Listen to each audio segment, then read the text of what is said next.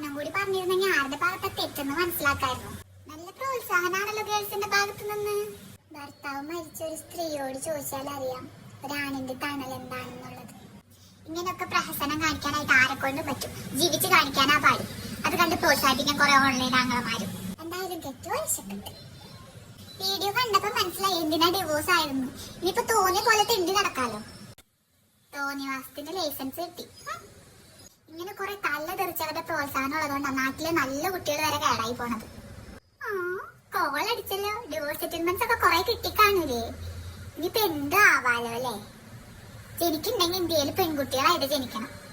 പ്രശ്നങ്ങളൊക്കെ എല്ലാ ജീവിതത്തിലും കാണും. പൊരുത്തപ്പെട്ട് ജീവിക്കണം. ഇവരുടെ വർച്ചാനും വർച്ചലൊക്കെ കണ്ടായി ഞാൻ വിചാരിക്കും നമുക്ക് ആർക്കും പ്രശ്നങ്ങളൊന്നും ഇല്ലാന്ന്. നമ്മളൊക്കെ നമ്മുടെ കെട്ടിയന്മാരെ അമ്മായിമ്മമാരൊക്കെ സഹിച്ച് ജീവിക്കുന്നില്ലേ. ഇവർക്കൊക്കെ ജീവിച്ച എന്താ പ്രശ്നം? പഠിപ്പുള്ളതിന്റെ എവിടെ പോയാലും ജോലി കിട്ടൂല, എവിടെ പോയാലും ജീവിക്കാലോ. അതിന്റെ അഹങ്കാര. ഇതൊക്കെ നാക്കിന്റെ ഇത്രയും നീളണ്ട്. എനിക്ക് പണ്ടേ അറിയാമല്ലോ. കെട്ടിച്ചു വിട്ടപ്പോൾ എനിക്കറിയായിരുന്നു ഇവിടെ ഡിവോഴ്സ് ആവുന്നുള്ളത്. കുടുംബശ്രീയിലെ സാധു ചേച്ചനോട് പറഞ്ഞതാ. ഇപ്പോഴൊന്നും കല്യാണം കഴിച്ചിട്ട് ഒരു കാര്യമില്ല. ഡിവോഴ്സ് ആവാനാണെങ്കിൽ ഇതിനല്ലേ തണ്ടാരും തള്ളാരും കാശൊക്കെ കളഞ്ഞ് കല്യാണം കഴിച്ചത്. കല്യാണം കഴിക്കാതെ വന്നാ പോരെ. എന്തിനു മരിച്ചില്ലേ? നല്ലൊരു കൊച്ചായിരുന്നു. ഡിവോഴ്സ് ആയാൽ മതിയായിരുന്നില്ലേ?